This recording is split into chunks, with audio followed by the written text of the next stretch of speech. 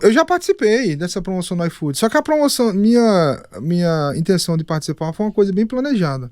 Em um único dia, a gente vendeu quase 2.000 hambúrgueres.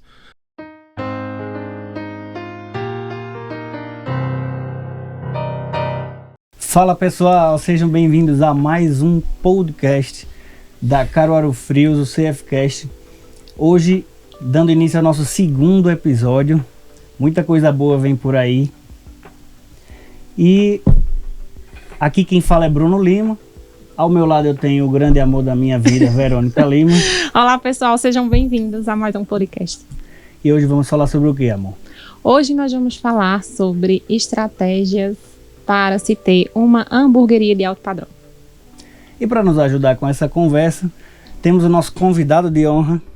Ele, 40 anos, empresário, dono do Mamute Burger e da Meta Assessoria, mais de 6 anos de atuação no Mamute, formado em Ciências Contábeis, mais de 43 mil seguidores no Instagram e particularmente um dos precursores do conceito hambúrguer artesanal em Caruaru, Anderson Araújo. Obrigado, Bruno. É um prazer estar aqui participando desse podcast e pode contar comigo aí, o que for para auxiliar no seu novo projeto aí, estamos juntos. Vamos embora. Vamos lá. Então, para começar, né, gente, eu acredito que para sanar nossa curiosidade, diga lá, Anderson, como foi a sua trajetória, né, a trajetória de vocês, até chegar na construção da Mamute Hamburgueria, né? Como foi que tudo começou, sua trajetória com empreendedorismo?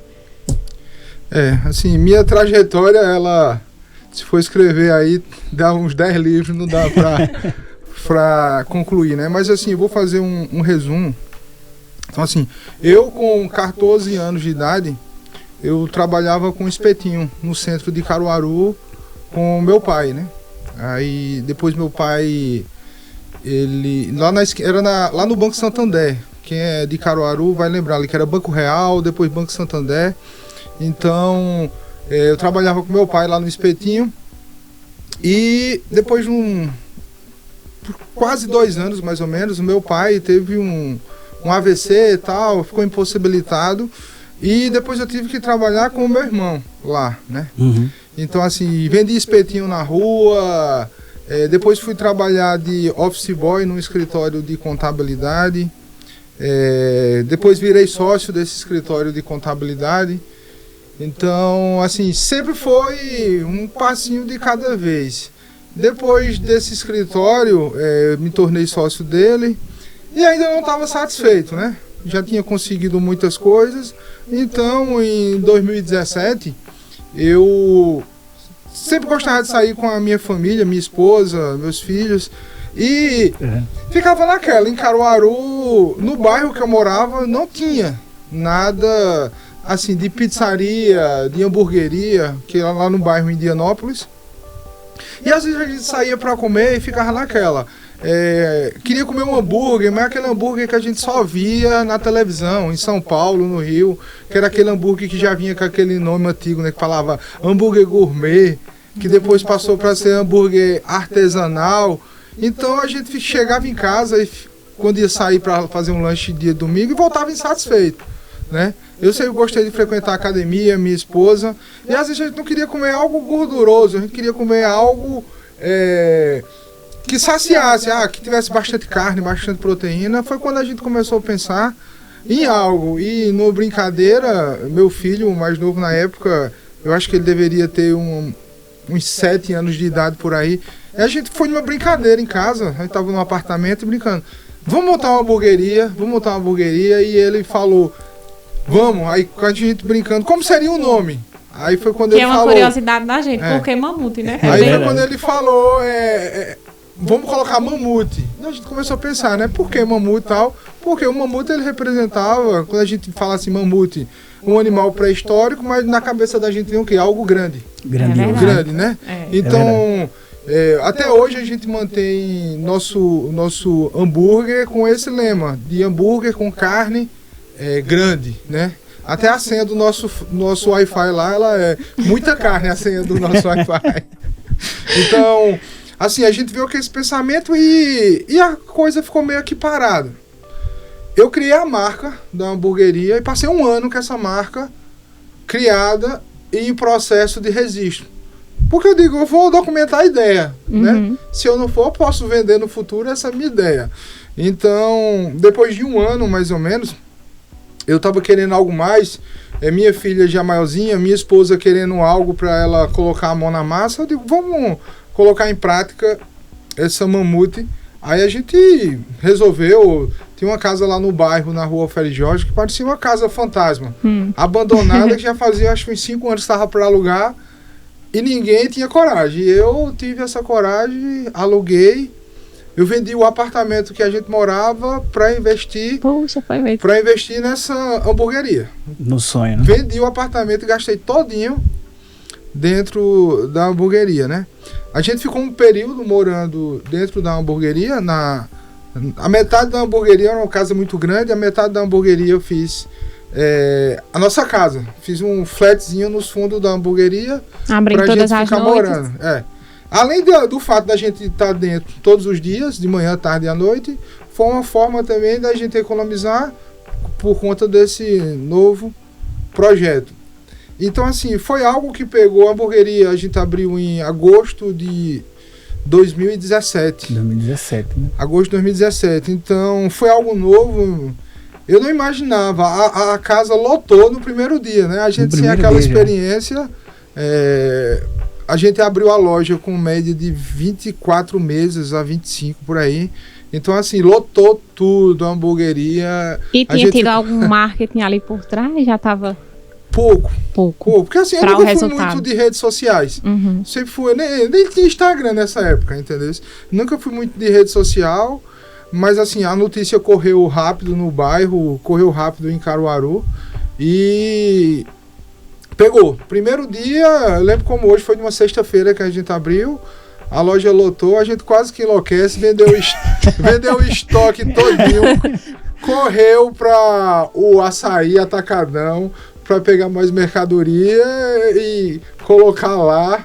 Já podia a fritadeira. Imagina a loucura. A fritadeira no dia, se a gente sem saber manusear direito, derramou, o óleo derramou todo, teve que colocar. Foi uma loucura. Clima de inauguração, né? A maioria dos funcionários, experiência zero, né? Experiência, começando a aprender. Porque assim, como eu te falei, Caruaru tinha poucas hamburguerias e era outra pegada, né? Então, a forma de trabalhar com artesanal não tinha mão de obra em Caruaru, que o pessoal ainda... A gente fez o treinamento, mas no dia ainda deu umas complicações. Que era o que eu ia até perguntar, assim, um dos desafios que vocês enfrentaram, assim, de cara. Tem a questão da mão de obra, que você falou, né, relacionada a esse ramo de mais artesanal, assim, mas outro desafio que você acredita que realmente, assim, tornou mais difícil naquele momento? Veja, como eu disse, né, assim, minha vida, desde que eu nasci, eu nunca tive um momento fácil. Então, assim, eu sempre encarei, assim, o desafio como sendo algo, fazendo parte do projeto, né? E um grande desafio na época era questões de fornecedores em Caruaru, com foco no nosso tipo de produto, né?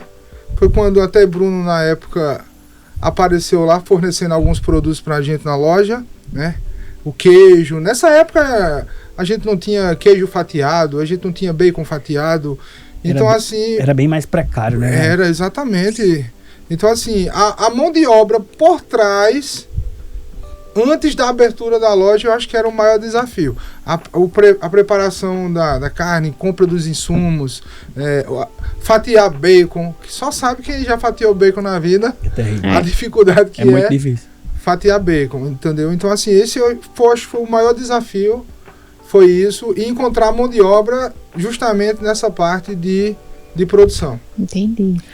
O senhor até comentou que começou o projeto com capital próprio, no caso, né? Isso. Foi o capital do próprio apartamento. Até. Isso, a venda do apartamento, né? Que foi umas coisas boas, porque quando eu abri a loja, eu não devia banco, eu não tinha financiamento, eu não tinha empréstimo, então eu abri a loja E a única coisa que eu ia ter para pagar ia ser o próprio custo dela dali para frente, mas não o custo Que e tá as bem, despesas muito de bom isso. investimento.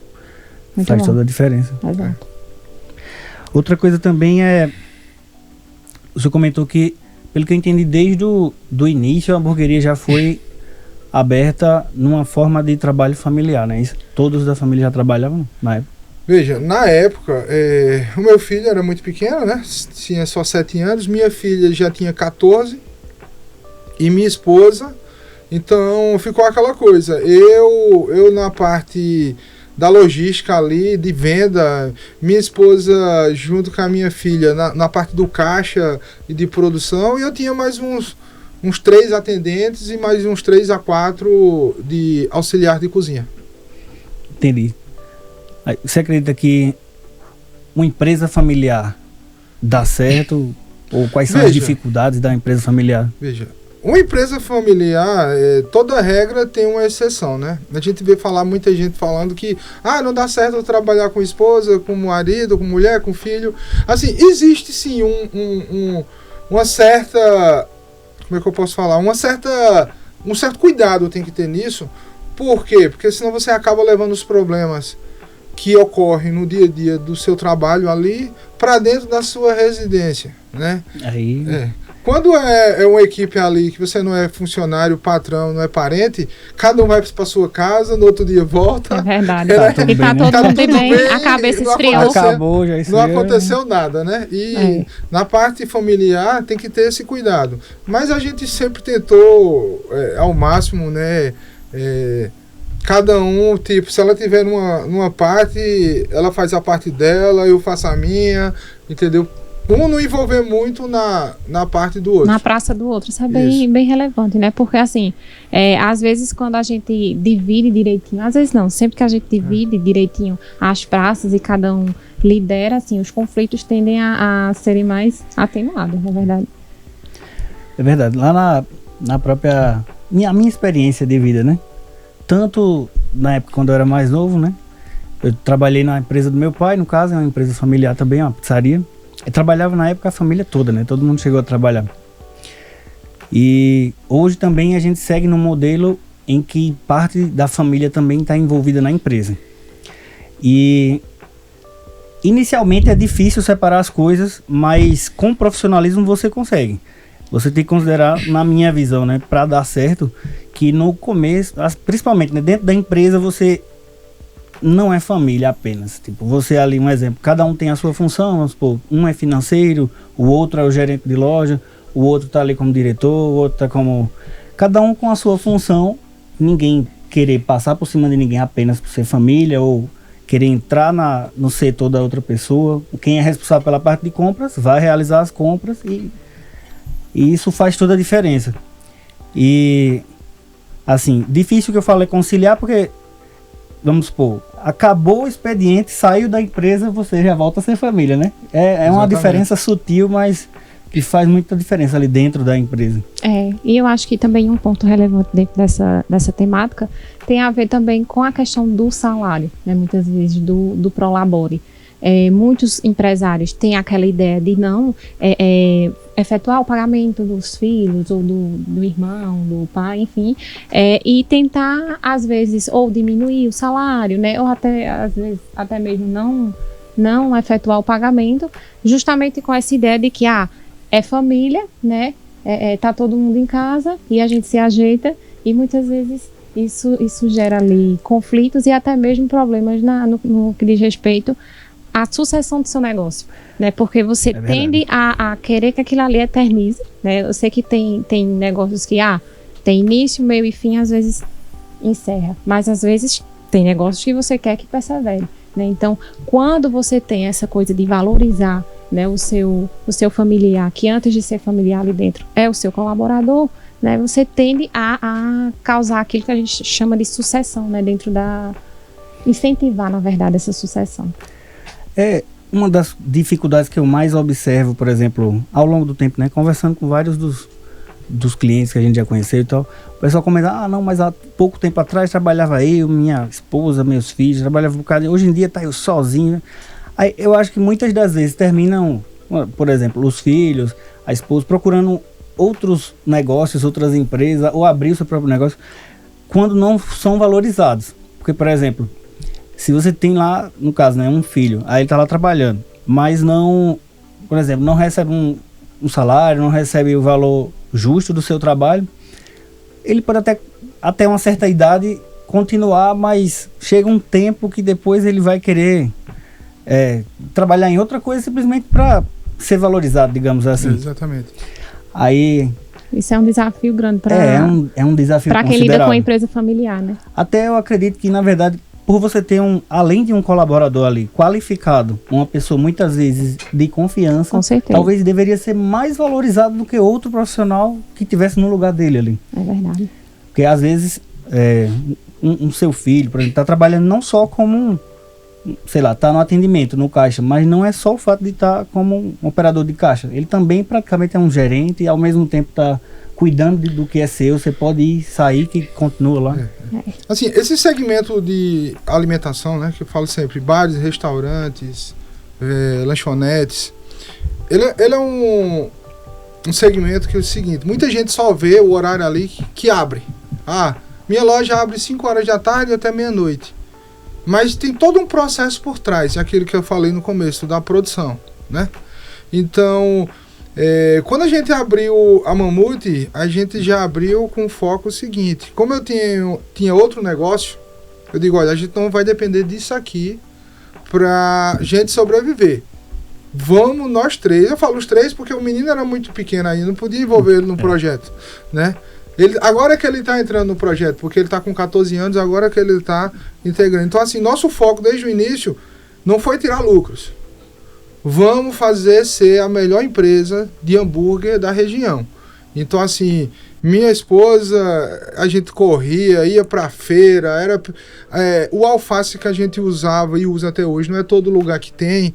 Então a gente corria atrás de um fornecedor, atrás de outro. Ela ia na feira, eu ia pro mercado. Então, assim, a gente sempre fez com o intuito de não pensar cada um por si, mas sim do crescimento da Mamute. Negócio, né? Meu maior prazer era ver o nome Mamute explodir. Eu não estava preocupado se ele ia estar me dando lucro de imediato. Mas sim chegar ao ponto que chegou, que todos os lugares que a gente fala esse nome, todo mundo fala. Que já comeu, que já provou e que é muito bom. Então hoje mesmo com todas as dificuldades que teve, depois veio pandemia e tal, hoje minha satisfação é essa, de ver que eu, minha esposa, meus 2 filhos, a gente conseguiu fazer... eu creio que talvez não seja a mais, mas entre as mais conhecidas da região. Então isso verdade. Aí já foi o mais gratificante na história da Mamute. Que coisa boa, né? Você disse que tinha aberto em 2017, em agosto de 2017. Você já tinha concluído o seu curso em Ciências Contábeis? Não, contabilidade, eu já trabalho com contabilidade desde de moleque, entendeu? Então, assim... A contabilidade já é uma coisa muito antiga. É uma área muito antiga que eu tô. E o projeto da hamburgueria foi só... Eu sempre gostei muito de mexer com comida.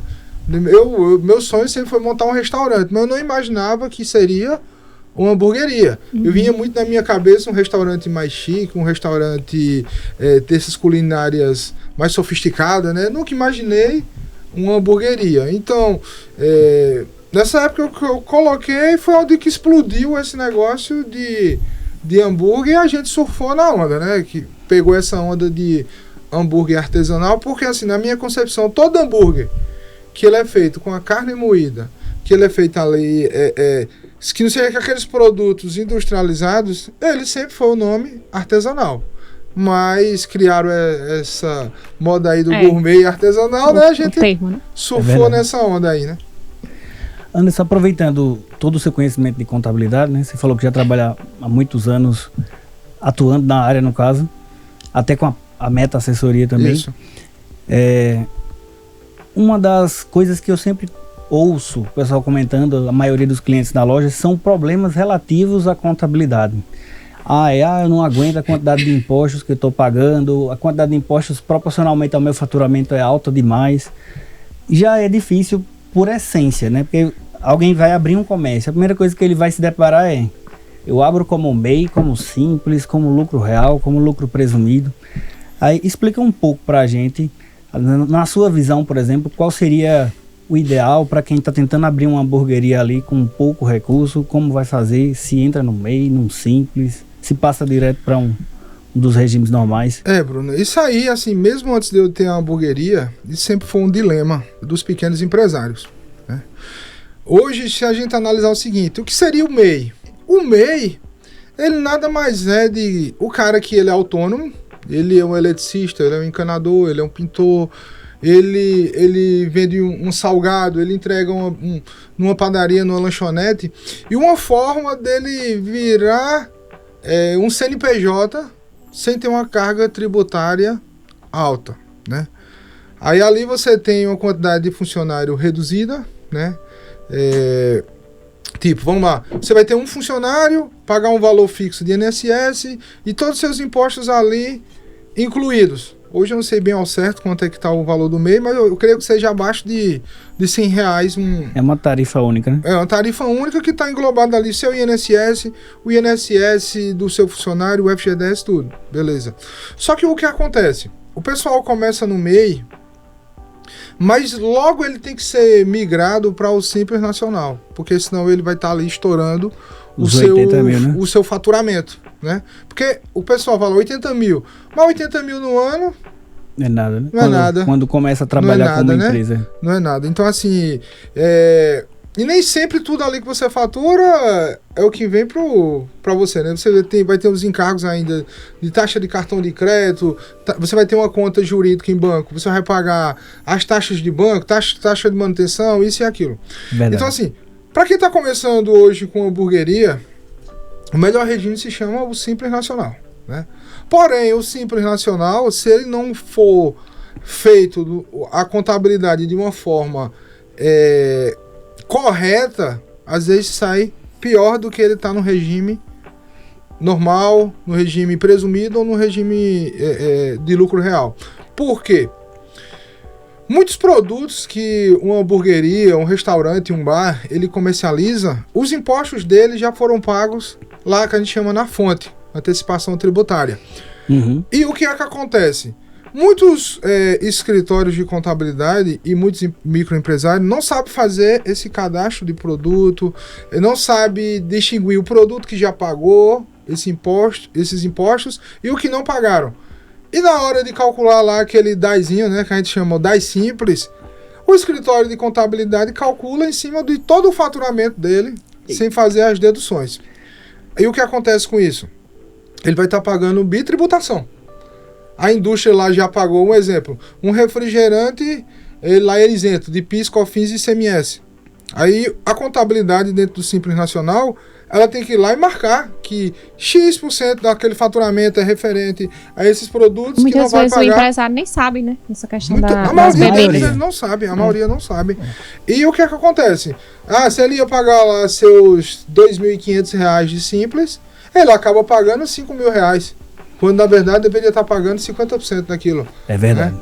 E isso aí termina encarecendo muito a despesa deles e até muitos que correm do ramo, como você falou lá no começo, por conta de carga tributária, que na verdade é a carga tributária que está pagando indevidamente. Então, só recapitulando, né? O que você está dizendo é que um empresário que tem uma hamburgueria ou qualquer comércio de alimentação consegue praticamente diminuir seu imposto à metade se simplesmente seu contador fizer um trabalho corretamente, né? Exatamente. Eu vejo da seguinte forma, é quase como se o contador, a maioria sabe, eu acredito, só que para não dar tanto trabalho, né, muitas das vezes, e para conseguir pegar um número maior de clientes, ele termina, mais ou menos feito acontece na medicina, né, tem um atendimento um pouco inferior para poder atender o máximo de pessoas possível ao longo do dia, no caso do contador ao longo do mês, termina abdicando de fazer alguma coisa. Então, às vezes você está com um contador mais barato ali, mas eu pago, já vi gente dizendo, eu pago apenas uma tarifa simbólica, R$400, R$500 para um contador, mas em compensação você está no final do mês está pagando um imposto muito maior do que poderia. Então, o que você está economizando com contabilidade, você está gastando 10 vezes mais com tributação, com impostos. Isso. Exatamente. Além do fato que tudo isso poderia ser facilmente resolvido com gestão, né? Primeiro você precisaria saber quanto você vende de produtos não tributados, digamos assim. Isso. Para isso, o que é que ele precisa ter? Primeiro passo, um cadastro de produto bem organizado dentro do seu sistema de vendas lá, né? Que a gente chama aquele... Todo mundo fala só PDV, né? Programas de venda. Mas dentro do programa de vendas tem que estar a parte gerencial bem alimentada, né? O que você paga PIS, se você paga COFINS, se você paga ICMS, se paga ou não todos os impostos. E também tem, vamos lá, um restaurante, um bar, ele saiu lá da faixa, não está sendo mais vantagem ele ser do Simples, né? Que muita gente fica, qual é o momento de sair do Simples Nacional? Era outra das dúvidas que ele perguntava. De antecipei, né? Então, assim, qual é o momento de sair do Simples Nacional? Um momento onde se passa ali de deixar de ser vantajoso estar no Simples Nacional, né? Sua quantidade de faturamento, seu volume de faturamento tem que ser sempre acompanhado pelo seu escritório, junto com a empresa também, e sempre fazer esse cálculo. Eu vou lhe dar um exemplo. Na tabela do Simples, eu não tenho ela em mãos aqui, mas isso aí quem vai estar vendo o vídeo, você pegar lá a tabela do Simples, chega um momento que fica absurdo o recolhimento do Simples. Se não me engano, ela começa com 4, aí vai... Isso, 10,7, 4, 5, 10,7. Vai até 19, se não me engano. Isso, exatamente. do faturamento. Do faturamento, né? Aí o pessoal às vezes fica muito se pegando na questão, não, porque o funcionário no Simples, a parte de funcionário, a parte trabalhista, fica mais em conta. Ok. Só que aí ele não está olhando o geral. Então tem que ser feito um estudo no geral para saber qual o momento exato de se sair do Simples ou não. Quando se sai do Simples, vou para o real ou presumido. Então, assim, hoje, independente do tamanho da empresa, ela tem que vir acompanhando, porque chega uma hora que ela pode ficar muito saturada, certo? E ela não consegue evoluir por conta do regime tributário que ela se encontra, entendeu? O Simples, por exemplo, se você tiver... eu tenho 2 pizzarias, 3 pizzarias forem filiais, o faturamento dela se soma, entendeu? Então, por exemplo, você faturou 50 mil uma loja, 50 e 50. Então, no cálculo do Simples Nacional... 150 no caso. Vai calcular o percentual em 150 mil. Que é uma coisa que... Todos os CNPJs, todas as filiais. É verdade. Eu até hoje, eu sou contra isso, porque não tem a lógica de você somar faturamento de lojas para calcular um único imposto. Então, quando chega esse momento aí, já é o momento de não estar mais no Simples Nacional. Viável. Especificamente do seu negócio, no caso, qual é o regime de tributação hoje que você trabalha no caso do Mamute? Veja, hoje lá do Mamute a gente trabalha com o regime do Simples, certo? Certo. Eu tinha 2 lojas em Caruaru, então hoje eu peguei as 2 lojas, transformei em uma única loja e estou num endereço novo, um endereço maior. Bem maior, né? Só que logo eu vou ter que sair desse regime do Simples. Por quê? Porque eu acabei somando o faturamento das 2 lojas. Somei o faturamento das 2 lojas, então em breve eu vou estar mudando para o regime normal de tributação. Estou entendendo. É como se houvesse você mede em termos de faturamento, no caso, vamos supor, acima de um faturamento mensal de, sei lá, X, você conseguiria ter um retorno melhor, um resultado melhor estando num regime normal, né? No regime normal. Porque, eu vou dar um exemplo. Uma empresa, ela sai do Simples, aí ela vai para o regime normal. Então, por exemplo, se lá na tabela do Simples, o imposto de renda e contribuição social que ela paga, que dentro do Simples Nacional, muita gente não sabe, né? Vem tudo, vem contribuição patronal, vem a parte previdenciária, né, que é a contribuição patronal, PIS, COFINS, ICMS, imposto de renda e contribuição social. São mais de 5 tributos ali que está dentro do Simples Nacional. E quando se sai desse regime, que vai para o regime normal de tributação, ou real ou presumido, todos esses impostos são recolhidos, porém, separadamente. Entendeu? Então aí, o lucro presumido, ele vai calcular em cima de 8% do seu lucro. Seu lucro pode ter dado 50% de lucro, porém, fixado que vai ser calculado em cima de 8% do seu faturamento. Isso é para hamburgueria, né? Não, isso para qualquer tipo de comércio. No caso da hamburgueria, seria mais vantajoso entre os regimes normais, né? Lucro real e lucro presumido. No caso, o lucro presumido.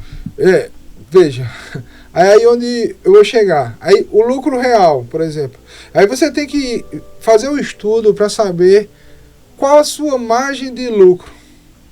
Por exemplo, se seu lucro do seu restaurante, do seu bar, ele for um lucro abaixo de 8%, é mais vantagem ele ir para o lucro real. Porque aí o lucro real ele vai calcular o lucro sobre a realidade. Se der 1% de lucro, ele vai pagar os impostos sobre o lucro 1%. Em cima de 1%. Já o presumido não. Pode ser que de repente você esteja tendo prejuízo, sua loja está dando 1% de lucro ou 0% de lucro, você vai pagar 8% sobre o faturamento. Então, de início, assim, quando se sai do simples, é mais vantagem ir para o lucro presumido. Se vê aquela vantagem que está tendo, tá? Porque a gente sabe que esse segmento tem uma margem de lucro. Ele tem uma margem de lucro maior do, né, que outros tipos de segmentos. É verdade. Né? Em cima de outros segmentos. Porém, algumas despesas também, comparando a outros segmentos, a gente tem elas bem maiores. A gente separa no nosso comércio, por exemplo, lucro líquido, né? Tirando todo o custo operacional, margem de cartão, todos os impostos, tudo. O nosso lucro líquido gira em média de 3%. Exatamente. Aí, como a gente fica abaixo do presumido, no caso, a gente prefere estar no lucro real. Que é muito diferente para outros tipos de comércio que já tem uma margem de lucro bem maior, né? Vamos por 30%, 40%, 50%. Aí é muito mais vantajoso estar num presumido. No presumido. Por exemplo, supermercado, quando eu digo que é seu KINAI lá principal, isso, ele tem muita percas e avarias, né? Também. Entendeu? Há um repositor, foi colocar um produto na prateleira, um produto tem uma data de validade muito próxima. Ele, em vez de puxar o produto de trás para frente para girar logo, ele vai e bota, coloca o novo na frente. Aí de trás se vence. O cliente usa, quando você vai ver, tá tudo vencido os que estão atrás. Esse é só uns exemplos, né? Fora o produto verdade. Que os clientes rasgam, abrem, estouram. Então, assim, se tiver bem administrado, 3%. Tem segmentos que ainda dá bem menos de lucro do que 3%. Né? Aí é uma coisa que eu particularmente pensei que poderia também fazer sentido, que é se você tem um objetivo, por exemplo, feito que você comentou, de não, vou investir tudo, eu no momento não vou usufruir do lucro, mas vou pegar todo o lucro desse comércio e vou fazê-lo crescer. Exatamente. Vou reinvestir tudo. Nessas condições também não seria interessante estar no lucro real, no caso, porque aí você praticamente não vai ter lucro. Nessas condições aí, você deve estar no lucro real. Por quê? Porque você não está tirando lucro da empresa, diferente do presumido. O presumido, ou você tirando lucros ou não, ou tendo lucros ou não, é sobre o seu faturamento. Né? Lá a lei estipula que vai ser em cima do seu faturamento. Então isso aí, muitas empresas fazem isso. Ela passa anos e anos sem ter lucro. 8% do faturamento, no caso presumido. O presumido. Certo. E o real, o nome já diz, né? Em cima do lucro real que da empresa, você recolhe os tributos, imposto de renda e contribuição social sobre eles. 8% sobre o faturamento no lucro presumido, no caso. Eu já vi gente me dizer que está na última alíquota do Simples lá na empresa. Acredita? Acredito. Isso é 9% o cara está pagando por ano de todo o seu faturamento. É luta. Porque assim, muitos contadores assim também partem para essa teoria. Tem empresas que são desorganizadas. Aí também tem isso. Né? Aí às vezes não parte somente do contador. O cara é desorganizado, ele não tem estrutura para migrar para um lucro real, entendeu? Ele vai terminar se atrapalhando todo, né? Porque o trabalho, a gestão é muito mais difícil você estar no lucro real do que no simples. No simples você para estar no lucro real, você, resumindo, o lucro real, tem que se estar comprando tudo com nota e vendendo tudo com nota.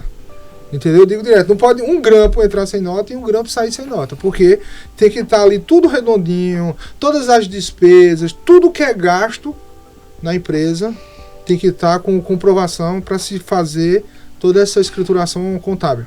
Eu já vi gente que passa para o lucro real com costumes ainda de uma época de simples, em que muitas vezes se sonegava, aí entra no lucro real, aí, um exemplo, fatura a venda tudo com nota, metade compra com nota, metade compra sem nota. É como se seu lucro fosse gigantesco para o lucro real. E o percentual em cima daquilo ali vai dar enorme. No final o imposto termina sendo muito maior do que no simples, o cara não sabe por que é que tá morrendo ali na praia. Exato. É uma das coisas que, inclusive, particularmente eu admiro, né? Justamente como o Anderson, ele tem sua formação em ciências contábeis, como ele consegue aplicar isso no negócio dele e, sem sombra alguma de dúvidas, conseguir realmente prosperar, digamos assim, né? Com mais cuidado, com mais responsabilidade. Uma coisa que particularmente me chamou a atenção tem a ver com o seu cardápio. Lá né, já puxando para Mamute, eu vi que o cardápio de vocês é um cardápio muito bem elaborado e muito bem diversificado, né, que agrada, como diria, gregos e troianos. A minha dúvida que ficou, eu não sei como funciona muito bem uma produção na cozinha, né, mas eu fiquei pensando, poxa, como é que o pessoal consegue lidar com essa diversidade de sabores, né? O cliente, muitas vezes, ele diz, não coloque cebola, eu imagino que seja, não coloque tal molho, não sei o quê. Então, os resultados meio que se multiplicam, né? As possibilidades se multiplicam. Como é que vocês conseguem gerenciar tudo isso dentro da cozinha do Mamute? Veja, isso aí sempre foi, muita gente sempre perguntou, por que a gente tem um cardápio tão grande, né? Hoje a gente deve ter em média uns 35 hambúrgueres diferentes, né? A gente tem desde um hambúrguer tradicional bovino, que é o tradicional hambúrguer pão e carne que chama, né? Como a gente tem hambúrguer de salmão, a gente tem hambúrguer de camarão. Salmão eu fiquei bem surpresa, disse, poxa, nunca vi hambúrguer de salmão. Tem mais uns 5 hambúrgueres que tá na nossa agenda aqui, lá, né? Que eu vivo debatendo com Laís, né, minha esposa, se a gente coloca em prática ou não.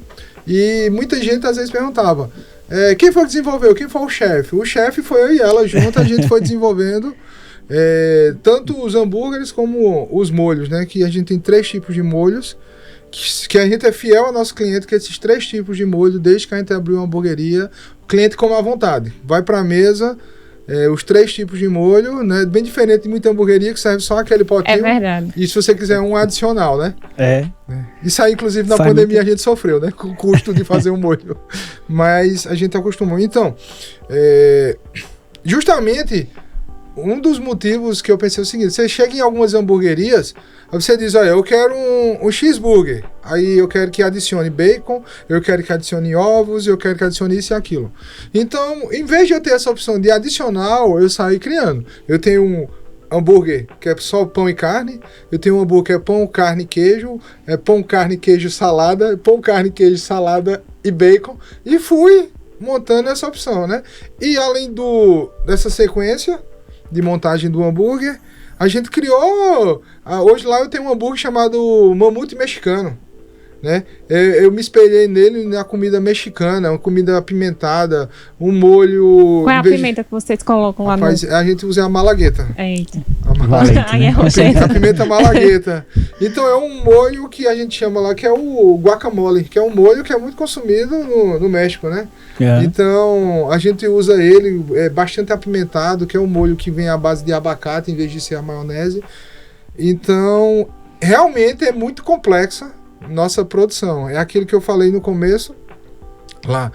Muita gente não vê o que tem por trás dos bastidores. Acha que ali, abriu de 5 horas da tarde até meia-noite está tudo pronto. Por trás tem um processo muito grande. Armazenamento, por exemplo, a vigilância sanitária, ela exige que você tenha os padrões. Eu não posso misturar, por exemplo, peixe com carne bovina. Você que tem lá, você sabe os padrões da... É verdade. Né? Então, assim, eu tenho um custo de energia muito alto, que tem muitos freezers para separar esses produtos, entendeu? Então, eu tenho um nutricionista também na Mamute, então eu pago uma equipe de nutricionista que acompanha a conservação dos alimentos, treinamento da equipe. Então, assim, eu bem queria ter uma hamburgueria como muitas por aí, que é 3, 4 tipos de hambúrguer, às vezes é um smash, né? O cara bota um smash, 2, 3, pão, carne e queijo, basicamente, ali. Termina que alguns desses que tem 3 hambúrgueres, de fato é como se tivesse uns 30, só que ele coloca meio que como adicionais. Como adicionais. Você bota um pão com queijo, aí você vai adicionando, não, eu quero vai ficando mais isso, caro, eu quero aquilo, eu quero aquilo, eu quero aquilo, eu quero aquilo. Aí o hambúrguer vai ficando mais caro, No final o pessoal esquece de colocar, porque não é o padrão do hambúrguer, é outra coisa, um adicional que você está colocando. Eu acho interessante a ideia, porque, um exemplo, se ele tem um nome para um hambúrguer específico que vem isso, isso e aquilo, um exemplo, carne, pão, uma salada, o queijo. Aí o colaborador dele já sabe o que vem aquele hambúrguer e zero dúvidas, tá entendendo? Fica mais difícil também, né, de errar a produção. Eu fiquei interessada nessa questão do nutricionista. Como é que ele faz visitas mensais? Eu tenho um contrato e ele faz visita semanal, né? Semanal. Dependendo do contrato, 1 vez por semana, 2. E ele olha os padrões de qualidade, se está dentro dos padrões. Já pra gente não ter problema, como a gente mexe com um produto que vai diretamente à questão de saúde, né, que é do nosso cliente, a gente tem esse cuidado e também mantém tudo organizado. E o padrão de qualidade, né? Muitas vezes a gente não olha para o hambúrguer, às vezes a gente não entende o que tem por trás daquele valor, né? Mas até a questão do nutricionista, olhando por esse viés de vigilância alimentar, né? Isso. Bem interessante. Eu percebi também que tem muitos combos, né? No cardápio. E aí, na logística, assim, na visão do empreendedor, na hamburgueria, como é que você consegue, assim, ter uma boa lucratividade por trás do combo? Qual a vantagem do combo? Veja, hoje a questão do combo, eu trabalho com combo, não é com a intenção de promoção, certo? Certo. Eu não gosto muito desse nome, promoção, porque, assim, às vezes, quando você tem a cabeça promoção, dá uma certa impressão que não é uma coisa de qualidade. E pelo menos eu tenho isso pra mim. É verdade. Já está embutido Várias vezes que eu culturalmente. fui comprar algo de promoção, O pessoal pega o pior chegava que lá, tem ali. não era algo bom. Pode ser uma roupa, um calçado, alguma O que coisa. não consegue vender, tá péssima Avaria. venda, aí o cara pega lá e bota E de faz graça. promoção. É. O meu combo, a intenção dele é de facilitar o pedido do cliente. Às vezes o cliente ele pede um hambúrguer, ele pede um refrigerante, esquece de pedir a batata. É verdade. Às vezes o atendente também, ele está naquela correria, não oferece a batata. Então a intenção do combo é facilitar a escolha do cliente. Bacana. O cliente, eu estou aqui vendo um cardápio de 35 tipos de hambúrgueres. Então, se de repente ele tem um aqui que já tem um combo, um mamute bacon com a batata frita, um refrigerante ou suco. Aí lá, coloca um desse. Ele fala nem o nome, ele coloca um desse. É uma questão de Praticidade. Né? O cara já olha assim, eu queria um hambúrguer com batata e um refrigerante. Bota esse daqui. Exatamente. Bem mais fácil. Bem mais fácil. Isso aí você vê nas grandes redes, né? Ele usa essas estratégias aí também. Você chega lá, você só fica olhando os combos na tela, né? Às vezes você tá pagando ali o preço igualmente que você escolhesse eles separados. Porém, para facilitar o pedido, facilitar a vida da atendente, se torna um pedido mais rápido. Então essa é a minha intenção. Eu não gosto desse nome que as pessoas ficam perguntando. Combo de promoção. Eu já vi, assim, o pessoal às vezes tem essa ideia, né, de fazer o combo com o propósito de promoção. Às vezes deixa ali algum dos componentes do combo no preço de custo, né, ou às vezes até baixo, enfim, para tentar compensar em uma outra coisa. Muitos olham por esse lado da promoção mesmo no combo, né? Mas é bem relevante essa sua visão, porque tem até essa questão da otimização do processo na cozinha, né? Que já facilita. Um exemplo, você vê aí, não vou citar nome, você foi em grandes redes aí, dentro de um shopping, tem lá uma promoção, né? Lá no painel é a coisa mais linda, o hambúrguer, né? Quando chega pra você, não tem nada a ver. Você dá uma mordida ali, você procura a salada, não acha. Então, assim, o meu lema da minha hamburgueria é que o cara coma e volte. Eu volto sempre, entendeu? Então ele vai comer, ele vai ver que não é propaganda enganosa. Como eu falei, eu não gosto de promoção, mas eu já participei de algumas promoções de iFood que eu usava exatamente o mesmo produto da loja. Muitos lugares faziam um produto somente para aquela promoção. Colocava uma gramatura menor do hambúrguer, da carne, não colocava salada. Então, assim, ele criava um produto, o meu não. Eu sempre fiz a promoção, quando eu participava junto com o iFood, do produto que realmente a casa vendia. Bacana para manter o padrão de qualidade, né? É verdade. Anderson, comenta com a gente também estratégias que você já utilizou que deram muito certo na sua hamburgueria. De vendas, assim, né? Cara, assim, uma das estratégias que eu sempre tentei é eu olhar muito como cliente. Que eu vejo que tem dono de negócio que ele só olha para o comércio dele como sendo dono. Ele não... Ou ele nunca foi consumidor desse produto em outras lojas antes de ter um negócio. Ele não olha como cliente. Entendeu? Eu, diversas vezes, eu já sentei na mesa da minha hamburgueria e mandei tirar um pedido e não dizer que era para mim. Para mim saber como é que o meu cliente estava recebendo o produto na mesa, entendeu? Eu sentava numa mesa, mandava o atendente tirar em outra, ou às vezes eu trocava de mesa, ou fazia um pedido secreto pelo delivery ali para outro endereço, para me ver como é que estava chegando esse produto. Eu sempre tive essa preocupação muito grande com o cliente. Né? Tem cliente que às vezes também ele questiona tipo algumas coisas. Por exemplo, chegou aí um feriado de carnaval, né? A gente tem uma dificuldade muito grande, motoboy para fazer entrega nesse período, né?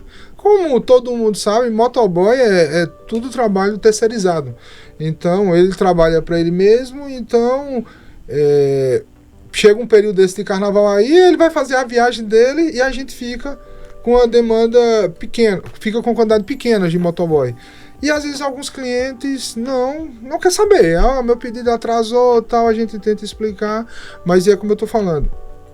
Acontece esses problemas que a gente não consegue deixar o cliente 100%, né? Porque, por mais que seja terceirizada a entrega, não deixa de ser a Mamute que tá chegando lá. Ele não quer saber se o motoboy é meu, se é terceirizado ou não. Ele quer saber que o produto chegue lá. Então, assim, eu sempre me preocupei muito com o meu cliente. É aquilo que eu falei. Eu não pensava em proporcionar um preço pro meu cliente.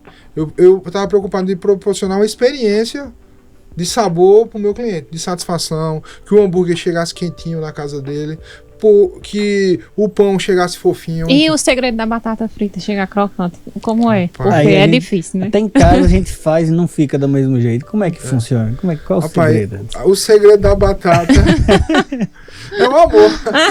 Essa foi boa. Quando não souber, diga que é o amor. O segredo da batata é o amor. Lembra aquele temperozinho que tinha lá, né? O segredo é o amor, não era a cozinheira, né? Não é simples, né? É verdade. Uma coisa que eu fico assim, dificuldade muitas vezes de encontrar sobremesas na hamburgueria. E é uma coisa que me chama a atenção. Eu fico pensando, poxa, será que é o pessoal que enche logo a barriga?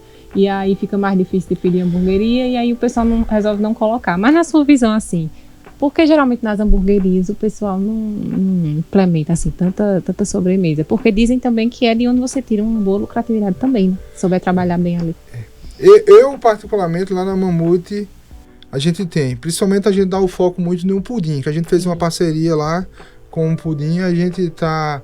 Não adianta assim ter muita variedade, porque é aquilo, é tipo um supermercado que a gente conversou. Quanto mais você tem variedade, o risco de você ter percas.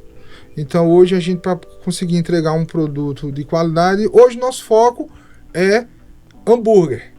A gente tem lá, a gente tem uma coxinha, a gente tem uns petiscos, a gente tem o pudim, a gente tem um brownie, porém nosso foco é hambúrguer. Aí a gente tem uns 2 ou 3 tipos de sobremesa. Mas é algo importante, porque aumenta o ticket médio, né? Por exemplo, você vendeu lá um sanduíche, uma batata frita, um hambúrguer, R$30. Se você vender uma sobremesa por mais R$10, seu ticket médio era 30 e subiu para 40, né? De repente um produto que seja terceirizado, você compra um pudim, uma sobremesa de alguém já que entregue, então você não vai ter custo de mão de obra na produção daquele produto. Então é um produto que vai lhe dar uma margem mais tranquila do que o que você tem de produção. Ainda entrando no tema família, como você trabalha em uma empresa familiar, no caso, uma das dificuldades que eu vejo é como manter a família motivada, e não só a família, né? Como manter a equipe motivada como um todo no teu comércio. Veja, a gente vem, depois da pandemia, a gente vem passando uma fase muito complicada de mão de obra, certo? Às vezes eu tento ver se a questão de muita demanda de empregos, mas às vezes eu vejo que não é. Eu não sei se essa vai ser a tendência daqui para frente, mas assim, a motivação ela tem que ser um ambiente de trabalho, né? A família, como você disse, motivar a família, como eu disse, minha família é pequena, minha esposa, eu, meu filho e minha filha. A motivação que eu dou para eles é a seguinte: minha filha está estudando odontologia. Olha, sua faculdade você está pagando com dinheiro da sua hamburgueria. Meu filho não está fazendo, mas estuda. Então, assim, eu mostro para eles que aquilo ali não é o trabalho, né? Que a vida não é fácil, que aquilo ali não é o trabalho, que eles estão tirando dali para o próprio futuro deles. Meus funcionários, eu sempre converso com eles, que eu não quero que eles sejam empregado meu o resto da vida. Vários eu já chamei para se tornarem sócios e a gente montar uma hamburgueria em outras cidades, e outros até dentro da cidade mesmo, mas é aquela coisa. Poucos querem esse risco que eu tive, que você teve. Eu lembro você, Bruno, que entregava o seu... Posso falar, né? Claro. Entregava lá a sua barrinha de queijo na minha porta lá da hamburgueria. Então, hoje em dia, não é todos que querem pagar o preço do sucesso, né? Eu ainda não alcancei o meu sucesso. A pandemia, ela atrasou os projetos de muita gente, não só o meu, atrasou um pouco sua vida, a de todos que estão aqui, né? Ela acabou atrasando, mas eu digo uma coisa, pela história de vida que eu já tive, hoje muita gente, ela fica esperando muito aquela tapinha nas costas, vamos, mas eu digo sempre, a motivação tem que vir deles também, né? Hoje eu trabalho numa hamburgueria de chapeiro, eu vou aprender essa profissão, eu vou ficar muito bom nisso, para que eu monte a minha hamburgueria daqui a 2 anos. Mas às vezes não é todos que querem isso. Tem gente que quer ser funcionário a vida inteira. Então eu preferia ver um funcionário que ele passar a vida inteira sendo um funcionário, de eu ver ele ou como um sócio, a gente montando uma parceria, ou ele com sua própria hamburgueria, porque você vai olhar assim e vai dizer, poxa, aprendeu comigo, aprendeu lá e se deu bem. Seguiu os passos e se deu bem, né? Mas é isso aí. Então família, eu mostro para eles que o futuro vai depender deles mesmos. É a mesma coisa que eu passo para os funcionários. Se a gente não correr atrás do nosso próprio futuro, não vai ser ninguém que vai correr atrás. Como é que vocês conseguem, né? O pessoal não sabe, né? O pessoal que está assistindo, mas a excelentíssima esposa do senhor Anderson está aqui, né? Está ali no cantinho, mas assim, como ela é que vocês... Ela não quis aparecer hoje. Mas olha, ela é muito bonita, ela deveria aparecer. Olha, veja só. Como é que vocês conseguem, com tanta responsabilidade que a gente sabe que tem, conseguir... Conciliar treino? Porque vocês são referência nisso, é ou não é, Bruno Felipe? Porque a pessoa, além de uma hamburgueria, tem a meta, né? Tem o resto das coisas da sua vida pessoal, tem os filhos, tem que dar conta de tudo no mundo e ainda ser tão fitness, né? Assim, Bruno, eu volto a falar aquilo que eu falei já acho umas 2 vezes. A vida, ela é muito difícil, né? Hoje, as pessoas que achar que vida de quem tem um comércio, seja pequeno, seja grande, seja o que for, é igual vida de novela, ele não coloca não que vai ser. Porque você vê em novela, o homem e a mulher jantam em casa com todos os filhos na mesa, ele almoça com todos os filhos na mesa, né? Então ele leva o filho para a escola, ele vai buscar. Na realidade é bem diferente. Quanto mais você tem obrigações de empresa, mais você demanda e às vezes você deixa de dar assistência ao básico da sua família. Mas hoje não. Já há um tempo atrás eu sempre coloquei na minha cabeça, e hoje é o que mais se fala, que se você não tiver saúde na questão física, o seu mental, ele não é nada. Vai cair, né? Se você não se alimentar bem, você não é nada. Eu digo direto, ontem eu comi uma pizza todinha, era meia-noite lá na Mamute, que a gente tá com pizza também. Então, mas ontem eu treinei 2 horas na academia, meu dia eu me alimentei bem, eu tomei minha vitamina, eu comi minha fruta, a gente comeu nossa proteína, alimentação saudável o dia inteiro. E eu como hambúrguer, eu como a pizza, né? Eu não sou 100% um exemplo de atleta não, mas é o equilíbrio. Então eu determinei com isso que, se eu quisesse ter lá na frente um sucesso, né, eu preciso ter saúde lá no futuro, né? Então, é sagrado. Nossas 2 horinhas de academia todos os dias é sagrado. A gente não abre mão, né? É uma decisão. É uma decisão. A gente, igual a fome. Você quando tá com fome, você pode aguentar a fome? Não. Você vai suportar, né? Então, só que não tem pessoas que almoçam todo dia de meio-dia, em ponto. Ele não colocou aquele hábito na vida dele? Verdade. Ele não tem que levantar para ir pro trabalho, levantar 7 horas, trocar de roupa, tomar o banho, ir pro trabalho, encarar as 4 horas dele de trabalho ali, até chegar o próximo intervalo. Então a gente colocou isso em nossa rotina de trabalho. A gente vai ter isso, mas isso aqui vai ser parte da nossa programação de vida. Por quê?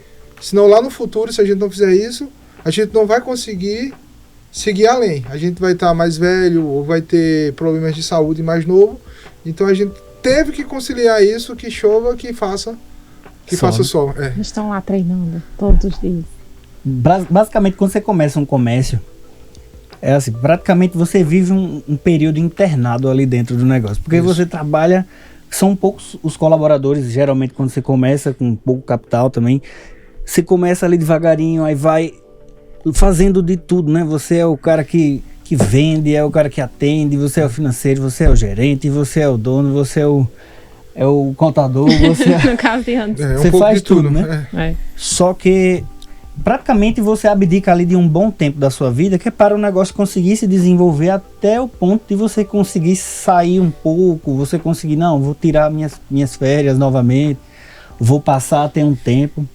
Um dos problemas ao longo do caminho, que isso aí eu vejo costumeiramente, o pessoal termina tendo muita dificuldade no relacionamento, porque, vamos supor, às vezes é o sonho de um, mas não era inicialmente o sonho do outro, aí um tá ajudando o outro, mas assim, não consegue entender por que passa praticamente o ano inteiro, não consegue ter férias, não consegue viajar, não consegue fazer nada. Aí tudo é um tempo de adaptação, para falar a verdade. Início, né? No início.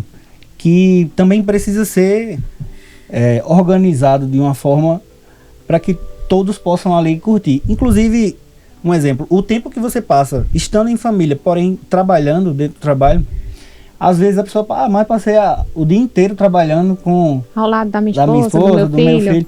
Só que naquele momento ali você está trabalhando, você não está curtindo a vida ali com a esposa. É um tempo diferente, assim, né? Um tempo de qualidade é diferente, né? Ali você está submetido a estresse, a pedido errado, a falta de mercadoria de repente, né? Na noite de movimento e tal. Então não é aquele tempo de qualidade que... Fora isso, você ainda tem que arrumar um tempo para ter uma atividade fora, tipo a academia que você comentou, um lazer, viajar, fazer...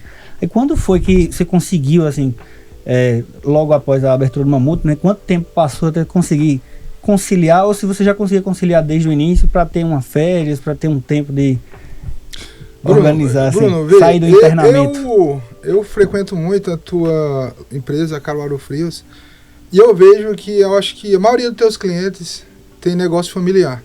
É verdade. Que querendo ou não, eu termino conhecendo pessoas lá dentro, conversando, a gente vai puxando papo, tu tem o quê? E a gente vai vendo que a maioria dos teus clientes é familiar. Então, eu vou ser bem sério pra você. 2017, 7 anos, né? 7 anos de Mamute. Os 3 primeiros anos foram os mais corridos, certo? Mas também foram o que mais eu organizei a empresa. Que o pessoal tem aquele negócio de dizer, né? Que os primeiros anos, se ela não fechou, nunca mais ela fecha. Mas até hoje, a gente ainda tem essa dificuldade de conseguir ter férias. O segmento de alimento, ele prende muito você. A não ser que eu sou uma pessoa que eu gosto de estar nativa junto com ela. A gente gosta de estar vendo, pedi um lote novo de queijo, eu provo para ver se aquele queijo é bom, né? Eu implantei a pizza lá, eu fui comprar na sua loja, eu mudei a marca do queijo, ontem eu estava provando a pizza para saber se o queijo estava bom. Então assim, isso desgasta muito, né? Mas é pela questão do controle de qualidade da empresa. Mas em questão de férias, eu vou ser bem sério, faz muitos anos que a gente não consegue programar férias, entendeu? Tem um feriado tipo esse aí, foi final de ano, geralmente as viagens da gente é essa, pega aí dia 31, dia 1, dia 2 e passa 2 ou 3 já dias tá voltando, né? fora, entendeu? Aham. Mas desde que a gente abriu a Mamute, a gente não consegue dizer, vamos tirar 15 dias ou Aí 30 é um sonho, dias né? de As férias da gente de férias, são né? dias, são É, 2, 3. Mas Nossa, aí eu tenho um objetivo, né? Eu tenho um objetivo que até 2025 tornar a Mamute o que eu sempre quis. A pandemia, eu não queria tocar nesse assunto de pandemia, mas é impossível a gente não falar de pandemia. A pandemia, ela atrapalhou muito a programação de todos os empresários, né? O que é que eu programei para os próximos 2 ou 3 anos da minha empresa? Então ela parou o tempo ali. Então tudo que vinha programando, a realidade mudou por conta da pandemia. Então estou tentando programar uma férias, mas é difícil, mas dá. Dá agora se você fizer um cronograma, mas eu digo assim, 30 dias hoje, no segmento que eu tenho, eu acho que se você fechar. Né? Em São Paulo tem algumas hamburguerias já grandes que, eu não digo nem tem grande, mas ele já tem desde que abriu essa programação. Ele fecha, se eu não me engano, é do dia 24 de dezembro a 24 de janeiro. Ele dá férias coletivas a todos os funcionários e ele também tira a férias junto. Eu não tenho essa coragem de fechar a Mamute durante 30 dias, né? E o custo fixo permanece, né? 30 dias e o custo lá, vem normal. Então eu acredito assim que uma coisa bem clara, né, que Anderson deixou é justamente essa decisão de tomar. Aliás, a importância de tomar uma decisão, né? Então a gente tem ali nosso trabalho árduo no dia a dia, mas aquela hora do exercício físico, por exemplo, é um tempo sagrado, né? Um tempo que a gente precisa cuidar da gente, cuidar do relacionamento, porque muitas vezes é um momento que você tem ali, né, com seu companheiro, com sua companheira, né? Que de repente, se a gente for olhar assim, pelo menos a longo prazo, né? As férias, elas não fazem tanta falta quando se tem realmente ali horas, né, com o seu companheiro, com a sua família, nesse momento de descanso, né? Uma outra coisa também que me impressionou foi o teu uso das redes sociais, no caso o Instagram. Não é comum, aqui na cidade, acredito que seja uma das maiores redes, você ter mais de 43 mil seguidores nas redes sociais. Me explica um pouco como você... quando foi que você decidiu investir, desenvolver a rede, se isso funciona como um canal de venda para você também? Bruno, veja, desde que a gente abriu a Mamute, mais ou menos 30 dias antes, a gente começou a divulgar no Instagram. O Instagram não era tão usado como ele é usado hoje, né? Não tem tanta ferramenta dentro do Instagram como se tem hoje. Mas hoje, sim, a rede social, ela é muito importante. Tipo, por exemplo, a gente que vive no dia a dia na correria, o cara que tem outras profissões aí, que é um advogado, que ele é um empresário. Então, assim, nem sempre ele tem tempo de estar ligando uma TV e cada dia a TV aberta está sendo menos usada. Menos usada. Então, o momento que a gente tem ali no intervalo do almoço, um intervalo de estar resolvendo alguma outra coisa, abre o Instagram e você vai vendo o que está acontecendo no mundo ali, né? Por exemplo, eu sigo páginas de jornais no Instagram. Eu não assisto jornal na TV. Como eu sigo muitos restaurantes, bares, lanchonetes... Vai acompanhando as tendências. Vou acompanhando. Aí daqui a pouco aparece uma propaganda de uma hamburgueria nova, aparece de um bar novo, de um restaurante novo. Então, assim, hoje a rede social ela é fundamental para a divulgação da empresa. Principalmente hoje o Instagram, né? Hoje a gente tem 43 mil seguidores que no decorrer de 7 anos são seguidores fiéis, né? A gente sabe que rede social, às vezes uma pessoa perde o interesse, ela é uma pessoa agora que é vegana, mas não come mais hambúrguer, ela pode deixar de seguir, né? Mas hoje meus seguidores são fiéis, né? 43 mil seguidores da região, realmente, a gente pega aqui Caruaru, Gravatá, Toritama, Santa Cruz, pessoas que estão ao redor de Caruaru, né? Porque eu digo, a gente, às vezes é importante, tem gente que paga aplicativos para buscar seguidores aí. Para que eu quero um seguidor de São Paulo, do Rio de Janeiro? Não muda em nada. Só vai encher minha página lá, né? E não vai me agregar nada. Então hoje eu tenho 43 mil seguidores reais da nossa região aqui. Das cidades Bacana. próximo a Caruaru e próximo. É tanto que se você pegar e ver a interação, o último vídeo que a gente colocou lá, ele tá batendo quase 100 mil visualizações, né? O impacto praticamente um quarto da população, né? Exatamente. Daqui da É Caruaru. verdade. Como é que você consegue, assim, Anderson, diferenciar, registrar as vendas de Instagram, né? Os canais de atendimento, WhatsApp, iFood, como é que você consegue? Veja, hoje eu dou um foco muito grande pelo iFood, certo? Uhum. Eu tinha meu aplicativo próprio, eu deixei de usar. Por quê?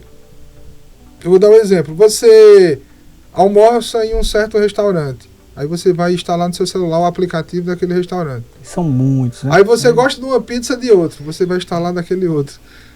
Você gosta do hot dog. Então assim, se você vai... Hoje o iFood ele tem tudo.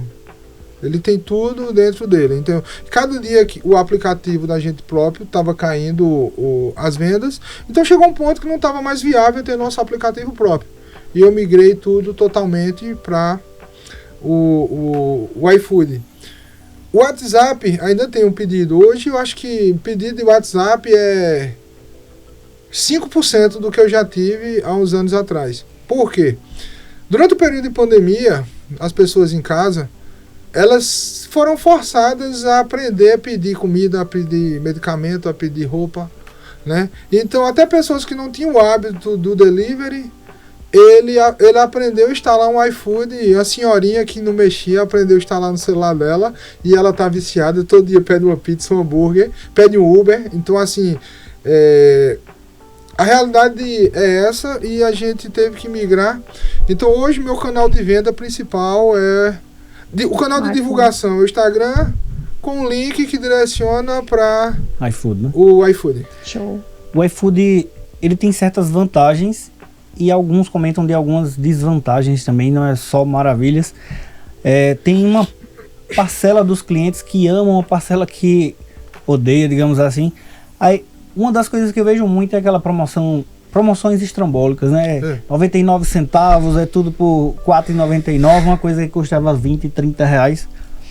E eu já vi, acho que um exemplo próximo, né? O meu pai, por exemplo, teve uma dessas promoções que ele vendeu muito e quebrou a empresa dele. Aí como é que pode? Se você está vendendo muito, quebrar? Eles ressarcem o valor de verdade, só que o problema é um problema de fluxo de caixa que gera. Por exemplo, ele chegou a vender muito, pegou uma promoção dessas estrambólicas, né?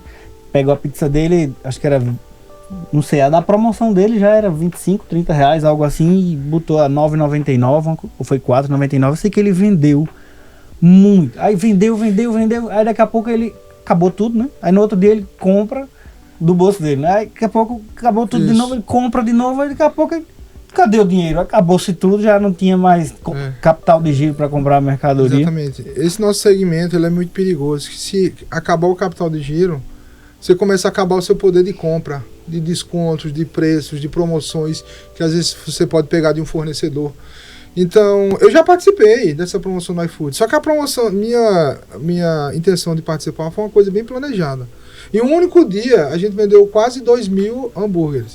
Não bateu os 2.000 porque o motoboy não estava dando conta de entregar, entendeu? Mas eu fiz tudo planejado. Isso aí foi mais uma questão de marketing que eu fiz para a pessoa pensar o seguinte: poxa, se o hambúrguer da Mamute por 99 centavos, foi 99 centavos, por 99 centavos tá bom desse jeito, imagina eu pagando lá na loja.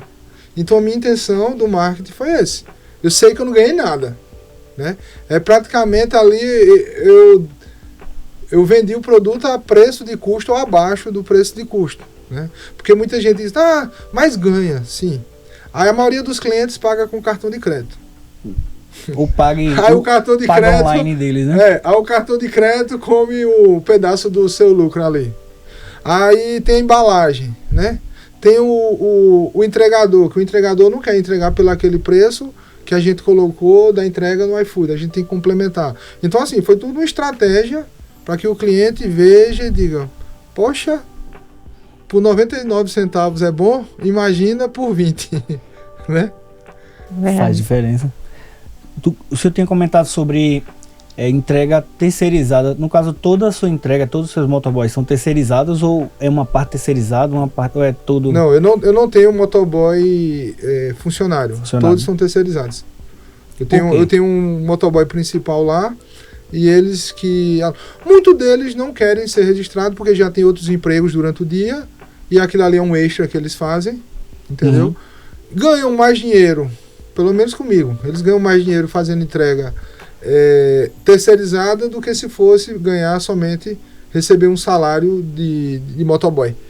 Tem um fixo no caso? Não. Nenhum, são todos terceirizados. Eu tenho um que eu tenho um contrato com ele e ele é que arruma outros terceiros, né? Os terceiros para fazer a entrega através dele lá.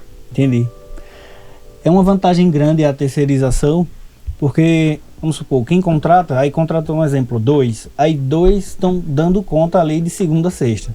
Ou às vezes segunda a quinta. Aí quando chega o final de semana, né? Principalmente um sábado, um domingo à noite, explode de vender, começa uma coisa tão apertada que 2 não dá conta de jeito nenhum. E você não pode contratar, vou contratar 10. Porque só serve pro final de semana. Aí eles vão fazer o que durante a semana? E aquilo, Bruno, vamos dizer que tu fosse motoboy da Mamute. Aí eu te pago um salário mínimo pra tu ser motoboy. Se tu fizer 5 entregas no dia, ou tu fizer 20, teu salário vai ser o mesmo. Mesma coisa. Né? Então assim, vai ter uns que não vai ter essa não tem preocupação. Motivação, no caso. Exatamente. E ali não, ali eles... eu fiz 10, eu vou fazer 12, eu vou fazer 15, eu vou fazer 20 entregas, que amanhã eu tô querendo fazer uma revisão na minha moto, hoje eu vou fazer 30 entregas. Aí, entendeu? Ele tem esse comprometimento, porque quanto mais ele faz, mais ele ganha dinheiro ali em cima. Tem lugares que pagam um valor fixo para o motoboy. Mas mesmo que o motoboy faça mais entrega do que a média, ele vai continuar ganhando somente aquela diária que já está, né? Ele não tem a perspectiva de aumento do valor de entrega dele. Uma das coisas que eu gostaria de pedir ao senhor Anderson é justamente uma mensagem, né, para uma pessoa como o senhor lá em 2017, né, que pensa hoje, por exemplo, em abrir uma hamburgueria, né, o que é que o senhor teria assim, para dizer para essa pessoa, tanto como motivação ou aprendizado, inspiração? Veja, hoje a mensagem que a gente pode dar para esse pessoal é a seguinte: não é fácil, né? Não é fácil, mas primeiro tem que ter amor, né? Não adianta pensar somente no dinheiro que vai ganhar vendendo aquele produto, porque hoje a realidade é bem diferente. Hoje as margens de lucros são bem abaixo do que a gente tinha aí 2018, 2019. Então hoje se trabalha mais para se poder ter um rendimento de lucro maior. Primeiro, só entre nesse segmento se você gostar, né? Porque se você, eu lembro que a gente sempre tem, Mamute Burger é feito com amor. Então se a gente não fizer porque gosta, eu gosto muito da área de culinária, entendeu? Então assim, eu provo o meu blend, eu provo tudo, o meu molho, porque eu quero que esteja impecável. Se você não gosta, não entre no ramo. Segundo, entrou, tem que ser persistente. Porque hoje, um grande desafio que a gente tem são as concorrentes desleais. O que é que a gente chama de concorrentes desleais? Tá a Mamute no iFood, às vezes ele tá concorrendo com um cara que não investiu quase nada, né? Ele no fundo de casa, ele não tem vigilância sanitária, ele não tem a nutricionista, ele não tem nada. O cara não sabe a procedência do alimento que ele está comendo, né? É verdade. Mas ele vai ter que brigar com esse cara também, porque esse cara lá no iFood, no delivery, está listado como qualquer outro. Como qualquer outro. Então assim, não é fácil. Concorrência desleal. Desleal hoje é o que mais tem. Mas assim, quem tá com essa ideia, né, persista, que dá certo, né? Tem a Caruaru Frios aí, que é onde vai encontrar da batata, né? Você perguntou lá no começo qual é o segredo da batata, né? A Caruaru Frios tem as batatas que deixa igual a da Mamute, né? Show. Então assim, vai ter um pão lá na Caruaru Frios também, um pão de qualidade, vai ter um bacon de qualidade. Então assim, procurar o lugar certo, procurar os parceiros certos, né? E o principal, cuidar do CNPJ da sua empresa, né? Aquilo do começo do podcast. E se alguém tiver também, que estiver assistindo aqui, quiser uma assessoria, tem a meta-assessoria, né? A gente, formação de preço, custo de mercadoria, porque muita gente diz, eu vou colocar uma hamburgueria. Qual o custo que eu vou vender esse meu produto? Né? Se quiser vender para ter lucro, tem que saber fazer uma formação de preço desse produto, né? O custo do óleo que vai fritar a batata, o custo da batata, o custo de energia, o custo do pão. Custos invisíveis são muitos. Exatamente, né? Muita gente às vezes, não, eu vendo, não vejo dinheiro. Porque ele tá preocupado em agradar somente o cara que está preocupado com promoção. Ele não está preocupado de fazer o custo dele e ver a realidade do segmento que tem que ser vendido. Então, assim, não é fácil, tem que ser persistente, né? E gostar do que faz. Show. Só comenta tuas redes sociais, Anderson, para finalizar. Nossa rede social é @mamutiburger do Instagram, né? E a loja da gente, ela fica na rua Arlindo Porto, por trás do Bonanza do Maurício de Nassau. Siga-nos no Instagram também, né? Isso. No Spotify, no YouTube. Se você gostou, curta esse conteúdo, compartilhe com mais pessoas. O meu é @Bruno Felipe Alcântara. O meu é @Verônica Liliane Marques. E é isso, valeu. Tudo de bom. Tchau, tchau. Tchau, pessoal.